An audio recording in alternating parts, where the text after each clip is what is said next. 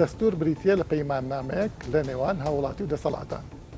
هەروەها باڵاترین یاسای وڵاتە کە پەیوەندی نێوان دەسەڵاتەکان دیاری دەکات لە حکوومەتدا. گرنگی دەستور لە چیتە؟ ئایا نەبوونی دەستور بە مانای نەبوونی ڕێسایەکی گشتی نییە لە گەمەی سیاسی و دیاریکردنی ئەرک و مافەکان؟ بینەرمان بن.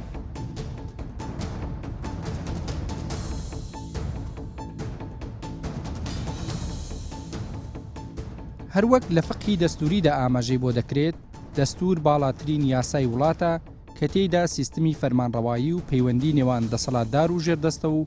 ماف و ئازادیە گشتی و تاکە کەسیەکان دیاری دەکرێن. سەرەتای بیرۆکەی دەستور بۆ بەریتانیای سەدەی 13 و ساڵی 1215 و پەیمانی مەزن یا ماگنە کارتە دەگەڕێتەوە کە ئەمە بووە هۆی سەرەتای سەرهەڵدانی پاشایەتی دەستوری و دواتر لە ساڵی 1689 بەڵگەنامەی بنەماکانی مافەکانی بەدوای خۆیدا هێنا.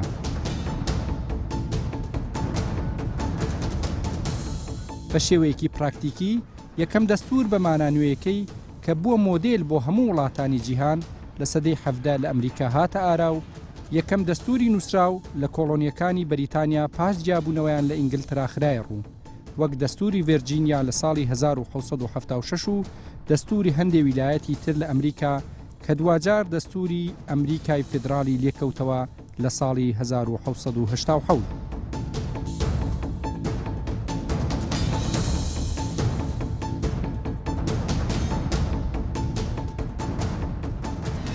باقی خود چه دستور نینه اگر دستور هبجک بگی بناتکن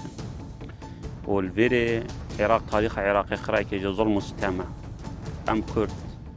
ام فيغا بالدنگدان افنيزي جبي ام نه 8 كرسي او 100 كرسي او 200 كرسي جبينين بمفاد قال عربا قال دستور عراقي چه استفاده ما كردار قال نابي رأي مبخو رأي من افيا و عراق جك وكامت بينين يعني وضع عراقي روج بروج خراب ترى ام كرد قلتنا مش همية باش ترى للرؤية السياسية والدستور العراقي تنها مجاملة بو كردستاني خومن وأواني خوشمان بغيرة آذانين تاكو روبروان ببنوا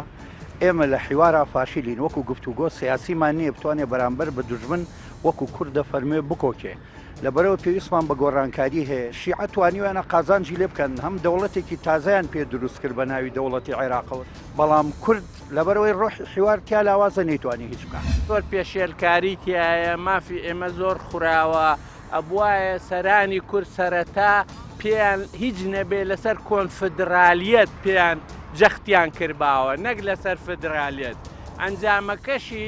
برگەکانیان جێبەجێ نەکرد کە یەکیان 140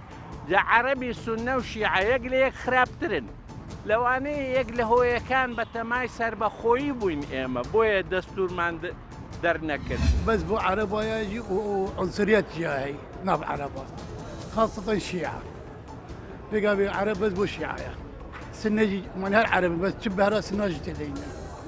بس بو الشيعة وخاصة إيران قالت تفريقية كتنا في قومياتها عراقنا ما صدوش إنه إيش عرب موافقينك صدوش باقي دستور خوي دستور يعني أبي قال إيش بيمكن عدالة ونيا هم يبقى عدالة بس إيش بينا كرد شو وقت خوزاني هاد نجار دستبو هم شلون لي مصلحتي ولا تاني تربو يعني لقل يا أبو جاگر أو دستور إيش بيمكن براستي إيش باش يعني بۆ هەموو نەتەوەکان بوو ینی کواتە ئەسە چی کراوە هیچ تێ نەکراوە وەکو عەدالەت ئەو مەسەلەی کەرکووکە مەسەلەی ناوچە دابراوەکانە ئەویش ڕوویە ئەویش نەما سەبارەت بە بنەماکانی دەستور و ڕێخستنی جۆری پەیوەندی نێوان دەسەڵاتەکان و ڕاگررتنی هاوسەنگی لە نێوان ئەرک و مافەکان دەپرسین ئەم بەڵگەنامەیە لە ڕێگەی چ میکانیزمێکەوە دەتوانێت هاوسەنگی هێزەکانی کۆمەلگا ڕابگرێ. بێگومان دەستور وەک دەرەکەوێت بەرهەمی ئەزمموی ڕۆژانەی و خەباتی خەڵکە لەگەڵ هاوڵاتیەدا لەگەڵ دەسەڵاتە بۆ ئەوی مافەکانی خۆی زیاتر بپشرە زیاتر ئەو ئازادی و ئەو مافانەی کە وەک ئینسان پێویستە ئینسان هەیە بێ بۆ خۆی بەرهەمی بێنێ بەمانایتر دەستور شتێک نەبووە کە لە سەرتاوە ئینسان هەیە بێت و کاری پێکرد بێ بەڵکو بەرهەمی ئەو خەباتەیە کە ئینسان کردوێتی ئەتوانین بڵین لە سەردەمی نوێدا دەستور سەری هەڵاوە حەزەکەم تو شتێک بخینە سەر ئەم بابەتە بەڵێ دەستور بەرهەمی خەباتی گەلانە بەڕاستی ئەگەر بگەڕێنەوە بۆ سەدەکانی 11 و ئەو وەختەی کە دەسەڵاتی ڕەهایی پاشاکان لە باو بووە واتە میلەت خاوەنی ماف و ئازادیەکانی خۆی نەبووە زۆربەی دەسەڵاتەکان لە دەست پاشا بوو ڕەهاش بووە ئەم دەسەڵاتش واتە دەسەڵاتی ڕەهای پاشاکان بەسەر وڵاتەکەەوە دەسەڵاتێکی شخصی بووە دەسەڵاتی حکومڕانی دەسەڵاتی شخصی بووە واتە حاکمەکان خەڵکیان و هەموو خەڵکو و وڵاتەکەیان بە مورچی خۆیان زانیوە کاتێک کە مردوون ئەم عەرشە بە هەموو شتێکەوە نەقل بۆ بۆنەوەکانیان بۆ ئەحفادەکانیان بەڵام دواتر دوای سەردا پەیدابوونی تیۆری سەروەری سیادە ئەو بوو کە دەسەڵات زیاکرایەوە لە شخصی حاکمەکان ئێستا مەسەن یەک لە خاصێتی ئەوەیە کە دەسەڵاتەوەیە کە پەیوەندی بە حاکمەکانەوە نیە مەسەن لە ئیمپراتۆریەتەکانی کۆن لە پێش سەدەی 16وانە پێش ئەوی دەوڵەت بە مەفهومی نوێ دروستبی کە دەوڵەت بە مەفهومی نوێ دروست بوو ئەم دەسەڵاتە لە کەسایەتی حاکمەکان زیاکرایەوە بۆیە هەر شتێک حاکمەکان ئێستا بیکەن دەوڵەتەکە تەحملی مەسئولیت دەکات دوای نەمانی خۆیان بۆ نمونە مەسەن ئێستا ئێمە کۆمەڵی قانون کۆمەڵی ئیلتیزامات هەیە لە سەردەمی پاشایەتی کاتی پاشایەتی لە عێراق تا ئێستا لەسەر عێراق ماڵە گشتی شتێکی یاساییە دەستور ئەو بڵین ئەو وەزیفانە ڕێگەخا کە هەرێکە لە دەسەڵاتی سێ تەنفیزی و دەسەڵاتی یاسادانان و دەسەڵاتی داوەری کاری پێەکە و پەیوەندی نێوان ئەم سێ دەسەڵاتە ئەجا بە کولیش پەیوەندی نێوان دەسەڵات و گەل ئەو ماف و ئازادیانێکەیەتی بەست و بەم شێوە بڵین ئەبستراکتە دەستور وایە ئەسڵەن ئەوەنەی کە پەیماننامەیەکی سیاسیە ئەوەنە پەیماننامەیەکی یاسایی دەرناچێت دوایی لە کاتی پراکتیزەکردنی دەسەڵاتە هەندێک دەڵێن الدستور هو تأطير القانوني لظواهر السياسية واتا بتسوارتي وكرني ياساي دياردا سياسي كان بتسوارتي وكرني ياساي دياردا سياسي كان وزياتر أم لأن السياسي بيوي سروشتي سياسي بيوي زياتر لوي قانوني بيوي لبروي أو بابتاني ريش عندها مسألة دسالات كان وشون دروز ذكرين اختصاصەکانیان چیە هەروەها ماف و ئازادی هاوڵاتیان پەیوەندی ئەم دەسەڵاتانە بە یەکتر بە ماف و ئازادی هاوڵاتیانەوە واتە هەموو مەسەلەکان مەسەلەیەکی سروشتی سیاسی نەک مەسەلەیەکی سەرف قانونی بۆیە ئەم پرسیارە گرنگە بەلامەوە ئێستا ئەمە بینین بەعزێ وڵات هەیە دەستوری نییە وەکو بەریتانیا وەکو ئیسرائیل لە مێژوشە دەوڵەت زۆر بوون بۆ نمونە ئەو دەوڵەتانی لەوە پێشە بوو هیچی دەستوری نەبووە لە ئێستا وڵاتێکی وەکو بریتانیا ڕاستە ئەڵێن دەستورەکەی دەستوریی عرفی یانی دەستوریی نەنووسراوە یعنی ئەگەر دەستور نەبێ ئیتر وڵات نابێ بەرەو وێران ناچێ خۆی ئێمە پێویستمان بە قانونە بۆ ڕێخستنی ژیانی کۆمەلگا دەستوریش ناوی قانونە بەشێکە لە قانون ینی یاسایە بەڵام دەستور و قانون گرنگیان لە وڵاتێکە کە یاسا سەروەری هەبێ یاسا ڕێزی لێ بگیرێ بۆ نمونە مەسەن لە بەریتانیا یاسای نووسراویان نییە دەستوری نووسراویان نییە یاساکانیشیان دەستوریش بەشێکە لە یاسا دەستوریش یاسایە ینی هەر بۆ بوارەکانی تریش یاسای نووسراویان نییە زۆربەی شتەکانیان عورفین لەبەرەوەی مجتەمەیەکی محافظکارە کۆمەلگایەکی محافظکارە زیاتر شتەکانیان بە عورفین عورفیش یاسایە بەڵام یاسایەکی نەنووسراوی یعنی صفەتی پابەندەتی تێدایە نەکدابوونەرە ئەم عورفە کە دابە زیاتر پێی دەتوانێت بڵێن داب ئەمە وەکو قانون صفەتی ئیلزامی تایە واتە ئەگەر پێوەی پابەند نەبی سزا دەدرێت بۆیە ئەمان دەستورەکەشیان و یاساکانیشیان زۆربەی نەنووسراوەتەوە بەڵام ڕێزی لێ دەگرن لەو یاسانە نووسراوانە ڕێزی لێ دەگرن لەو یاسانە نووسراوانە بەڵام ئەگەر تەنیشتی ئەوان سیرکەین فەرەنسا دەبین لە دوای سەرکەوتنی شۆڕشی فەرەنساوە تا ئێستا نزیکەی 18 دەستور دەرچووە ئەم دەستورانە لەگەڵ گۆڕانکاریە سیاسەکان ئیلغاکراونەتەوە ئینوێدانراوە مانای ئەوەی وەکو پێویست ڕێزیان لێ نەژیراوە پابەند نەبوون بەم دەستورانەوە بۆیە بوونی دەستور بە تەنها گرنگ نییە لە هەر کۆمەلگایەک ئەگەر ئەم دەستورە ڕێزی لێ نەژیرێت ئەم فەرهەنگە گرنگە کە تا چەند کۆمەلگا بە حاکم و مەحکومەوە ڕێز دە دەستور دەگرێت بۆ نمونە تۆ سەیری ئیسرائیل کە قانونی دەستوری نییە بەڵام سەیری سووریا کە دەستوری هەیە سەیری میسر کە دەستوری هەیە بەڵام تۆ دیموکراسیەت و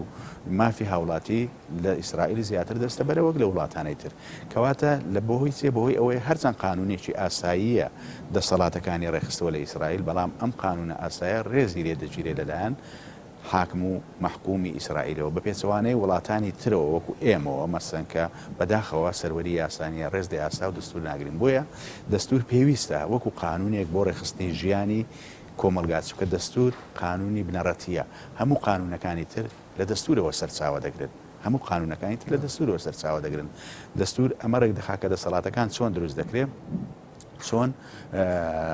ممارەسە ئیشکارەکانی خۆیان دەکەن چۆن ماف و ئاوەزادی هاوڵاتیانیش دەپارێزێ ئەمە زۆر گرنگە کە دەستور ئەمانە دیاری دەکات پابند بوون بۆ نمونە تۆ دەسەڵاتی یاسادانان یا جێبەجێکردن یا قەزایی ناتوانێت لەوەی کە دەستور بۆی داناوە دەربچێت. لە جیهانی خۆشمان یەکەم دەستور لە سەردەمی ئیمپراتۆریەتی عوسمانی لە 23 دیسەمبەری 1876 دەرچوو بەڵام هەرزوو خەلیفەی عوسمانی لە دەستور پاشگەز بووە و ئەنجومەنی نوێنەرانی هەڵوەشاندەوە بەڵام لە ساڵی 1970 دووەم دەستوری عوسمانی ڕاگەیەندرا پاش سەرکەوتنی کودەتای یەکێتی خوازەکان لە تورکیا.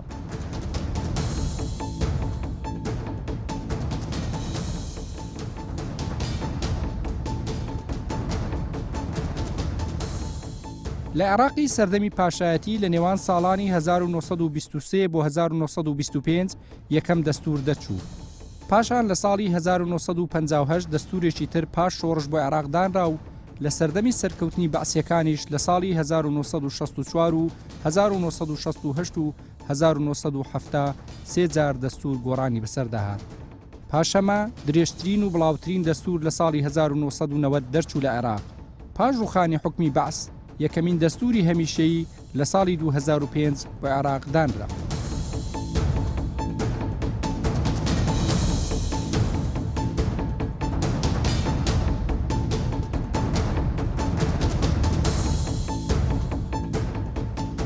لە دوای ڕاپەڕینی کوردستان هەوڵدان بۆ نووسینی دەستورێک بۆ هەرێمی کوردستان لە چەندین ئازدا ئیشی لەسەر کراوە. ئاستەنگەکانی بەردەم هەوڵ و پرۆژەکانی دەستورەکە چی بوون و ئایا ئەگەر کوردستان دەستوری هەبوایە سیماکانی دەسەڵاتداری لە کوردستان گۆڕانی بەسەردا دەهات؟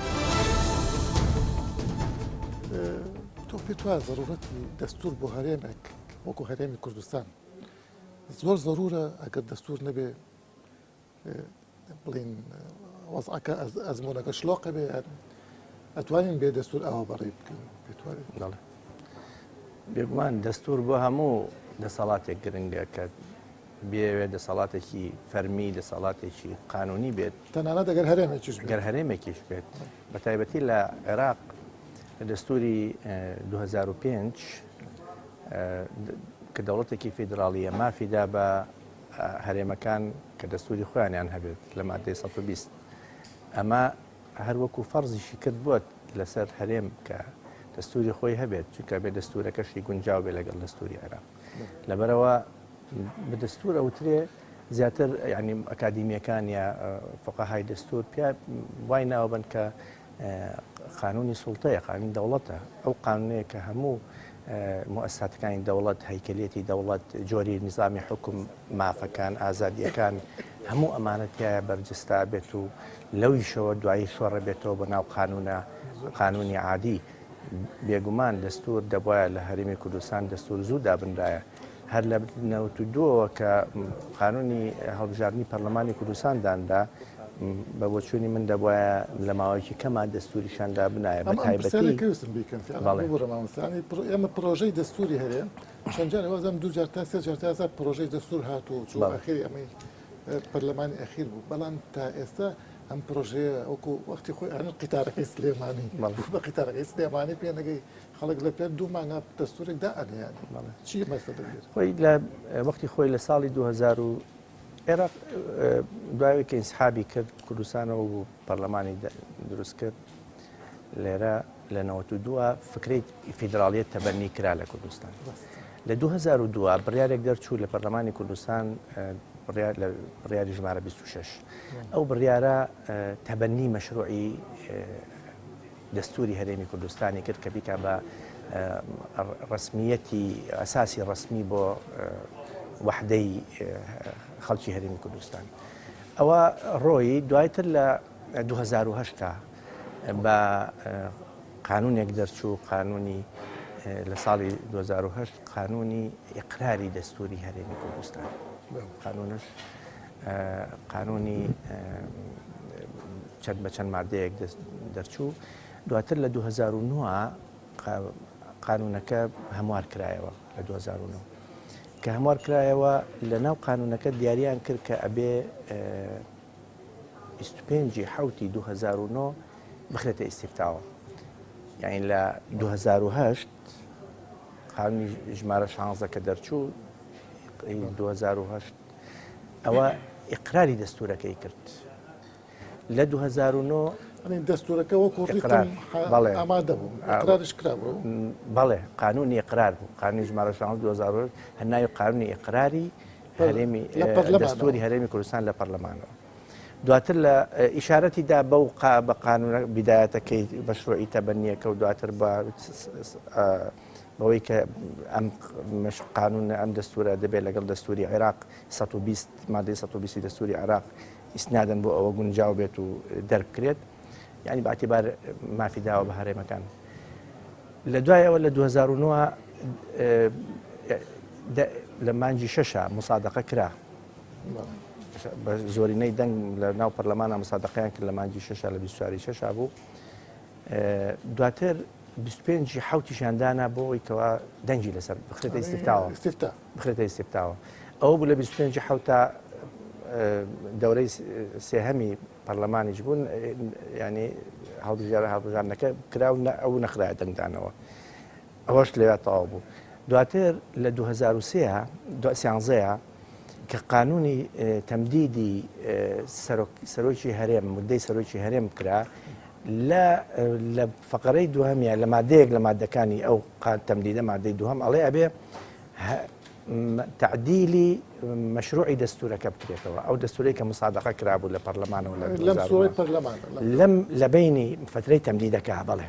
کە تەمدیدی مودەی سەرۆکی هەرێم کرایەوە لە 28 2013 بۆ 19 2015 مادەی دووهەمی ئەو تعدیلە وتی دەبێ هەموار بکرێتەوە مەشروعەکە و ئیقرار بکرێت و بخرێتە ئیستیفتاوە. ئەوە لیژنەیەکیاندانە لیژنەیەکیاندانە دەستورێک ئیقرار نەکرا بۆی چی بوو؟ وەڵا یەکێکیان لەوانم بڕێی من بێکەفاەتی دەسەڵاتی سیاسی لە هەرێمی کوردستانە و نەبوونی حرسش. وەڵی ناتوانانی بڵێ نوویستن بە تەواوی چونکە خلافاتی سیاسی و نەبوونی خەڵکی پرۆفشنال لەو مەجالەیە. ئەوانی مەسە مەفروزە چەند کەسێکی بەتوانە و پرۆفیسۆری دەستوری بێنەنا ئەو مەوزوعەوە و ئەهەمیەتیشان بە سڵتەی سیاسی بەڕاست خۆت وەک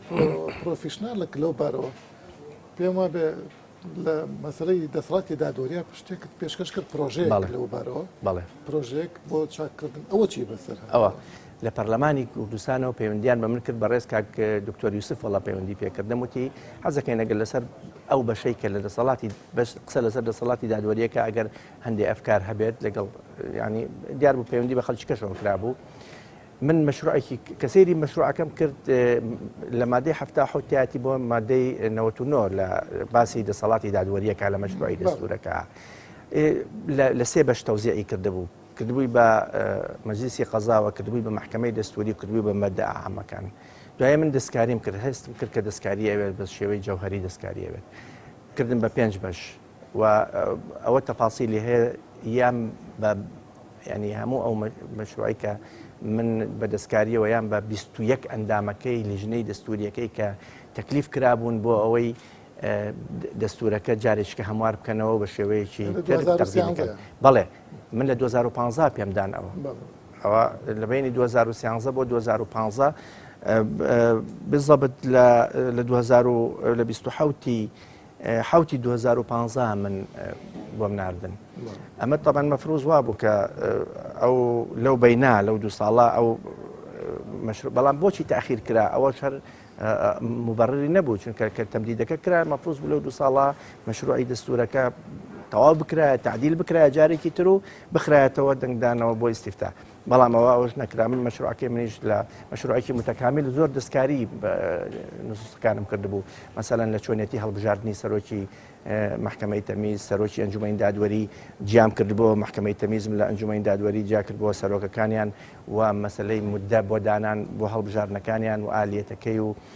داواکاری گشتیم هێنا بۆ ناو ئەنجومەی بە یارمەتی چەند برادێکی ژانی دانیشتی نەفکاری ئەوانش مۆرەگرت. دەستوری هەمیشەی عراق لە 2005 سەرەتایەک بوو بۆ بەیەکەوە ژیانی هەموو پێکاتەکان. ئاستەنگ و لەمپەرەکانی ناو دەستورەکە چین و ئایا دەستوری عراق دەتوانێت ببێتە سەنگی مەحەک بۆ چارەسەرکردنی کێشەکان؟ دەستوری عێراق بتنێ ji bo dijatiya Kurdan û ji bo maslaheta Araba Iraqê tê tevkarînan û tinê bû pêkhateyekê ew ji bo Şia eger foydê wan da bû wekî xwe bikardînin eger hat û çûk û dijî Kurda bikar bînin wekî vê referandumê dijî Kurda bikarîne tinê bû dijatiya Kurdistanê û bû maslaheta Araba ye Arabê Şia mesel eger bi pêyî destûr xwe be bi pê ew nûsî nebêt zor bes êsa bo mesaleh فترة فترة أقوله ببي كات أقوله ببي دموشاوكان كده صار حكم أقوله نك حكمتهم نك ملته مش عمو ككل ما استفادة جنائية أو بخوي دونه تشوت كش فدك شن بوه باشه ما حتى نك استفادة جنائية كملة كحكمة جي هو بخوي دونه أو كيف خد شيء كان درست كان مادات كانت إذا كبوشة باشه وبومة شوا خرابة بيت دونه مانه دجمنت ميت كردا أو دور بلد ما ودولات الإقليمي ناهلن يعني بقالك بزاوية كم ما بحلوشينن بس إن شاء الله نشد. عندي دستور برجمانديا بس عربة دايد بكارينا بو برجمانديا كردا دنيا أگر بين سحكينا بو مادة 140 مادة 140 يا دستوری ده هدی فید بو کردا بد نه ده کردا حتی تشتی و مادة 140 بری چنده که ما دیت 16 اکتبر وقت هیرشگیری سر کرکو که اول ویر دیار بو و چه دستور منینه يعني نوچ بده هیرش که سر عردته و تو هیرش که سر اما پیشل کرده کان 63 ماده دستوری عراق بطاوتی یا به جزئی پیشل کراوه برامبر بهرمی کردستان اما دستور هو كإراديجي سياسي نبويا كسياسي طائفة قريبة بوتر دستور لنا خودي دستور ميكانيزم يجنيه كاتك أو سلطة تنفيذية كهل أصيب خلقي دستور ميكانيزم يجبت بيشوا كابت وأنا أو السلطة التنفيذية محاسبة كابون منا أيام بس سلطة تشريعي خوي سلطة بالفعل خوي سلطة التشريعي لبريك اسم ملكتها بو بريالي زورينا بو قراري زورينا ملكتها بو أو هلوسي كزورين أو الرئي كزورين ذا دي أبرة لسرشة كانوا لسرية سكان وتيبران دنيا سكان بمعنى مسألة أو ياسين كان دوجي ياسين كزورتني هم عراق نبين شو التشريعي بوت كفرك يخطائك بوشر يدام بزوريني طائفي بتصوري من تال سردمي مشتا سردمي تاخذ دومي برلمانيش أو وينه زور بزاقي ديار نبو برام دوي إما ببراي من توازن العراق بشوازك تكتشوا كاستاك زورينا جهنك تنها لنا وأنجمني وزيران لنا وبرلمانيش زورينا طغياني شي طواوي هي لما ويز كمتر لما يكزيت لك قرارك ولا قانون يدرسوا كدش بهريم كردستان ولا بريك هريم كردستان اگر لبيش واني لتواني خو ابراري خو فسكاتو كمينه ولا راسيا اما مثلا لكاتك كمشرعي عراقي للدستوره وشيء كمينه بكارنا يعني اقليه وزورنا بكارنا يعني وشيء مكون بكار يعني مكون يعني بيكاتك لك بيكات سرچ يعني بو كا معناه شي هبه وكويزي سياسي وكو مكون شي سرچي وكاريجر لنا اساس عراق حضوري هبه بو اويا ثاني كدر دكرين لراسي ده اساس عراق استقل اكوتاي خلی دومی پرلمان هتا کو ام خلی که استاکتی اپرایو دگو زره ببرای من پیان دوتنی اسای زوری نکان نه خیا او یسانی که موافقا با دستوری که خوان دیگه ببرای من نخیر يعني بلام یک خالی گرنگ یک اکسوران که مثلا جیبین ایش اوه که هرمی کردستان که زیان لیکوتوی کامل او خرق دستوری يعني ككراوا وكو بيويز نهاتو تبردم هي خبه بدادگاي اتحادي بير دادگاي فيدرالي بير اما لكاتي خوش من بيم تقصيدي جور لو رول لسراويه سبب كشي قرتو بو تشانشي كمان قرتو بو سيقيتي زي البيوسي هرمي كردستان بو شراكه هشو لماويك اللي قل صلاه داراني علاقه بستويك او حالتي استقرار انما وخود زاني وتهرمي كردستان كوت جرباري او هرسه جوريك بسريا هاتو او شكست جوريك بسر همانا هذا الراسي هما باجي جور معنا لسر او مسألة سيقيتي زي البيوسي هرمي كردستان جب مرجعيات ديني شيء كان كلا راسي مرجعيات ديني ببراي من اسلا شيء كان بخوان جل فورمك كهندك تمشاوي خواني كجوانا كان هيج الرول صلاة الشينية وناتوانا يعني الرجال بقرا بقول شاوا تصنع فيك شيء كان برا ما بخش البكاريين حكومة إيران هذا إيماني بمحكمة اتحادية ئەزانێ وەکو بڵێ شتێکە میکانیزمێکە بەدەستی شیعەخوانەوە بۆ لە سەرەتای کاک سۆران ینی حکوومەت هەرێمی کوردستانی بڵین کورد بەگشتی یعنی بێ باوەڕ نەبوو محکمە ئیتیحادی و بەڵام لە سەرەتای بە گومانێکەوە سەری محکمە ئیتیحادی کرد کە محکمە ئیتیحادی دەستگایکی هەزیلە دەستگایکی لاوازە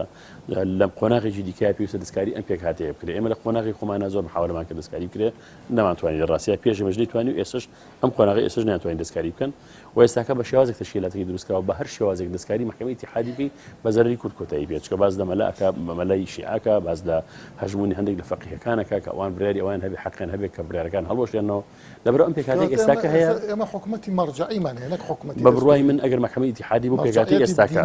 من پێکاتی ئێستاکە کورد تعاملی لەگەڵ بکە باشتر لەوەی کا کورد ئیش لەسەرەوە بکە کە ئەم محکمە ئیتیحادیە بگۆڕێەوە پێی نەسەکانی دەسوود تعاملی لەگەڵ بکە چکە ئەو نەسە دەسووریانی بانگەشە دەکەن بۆ دروستکردنی شێوازی دیکە فۆرمێکی دیکەی محکمە ئیتیحادی ئەو فۆرمەیە کە بە فعلی شیعەکان دەیانەوێت و ئەوەش کارەساتی هەر گەورەتر بەسەر میلەتی کوردانە. دەستور کاتێ دەتوانێت گرنگ و کاریگەر بێت کە هەم سوود لە پەرەسەندنی فقی دەستوری لە جیهانی هاوچەرخ وەربگرێت و هەم ڕنگدانەوەی پێداویستیە کولتوری و کۆمەڵایەتەکانی کۆمەلگا بێت و ڕێبازێک بێت بۆ ڕێخستنی سیاست.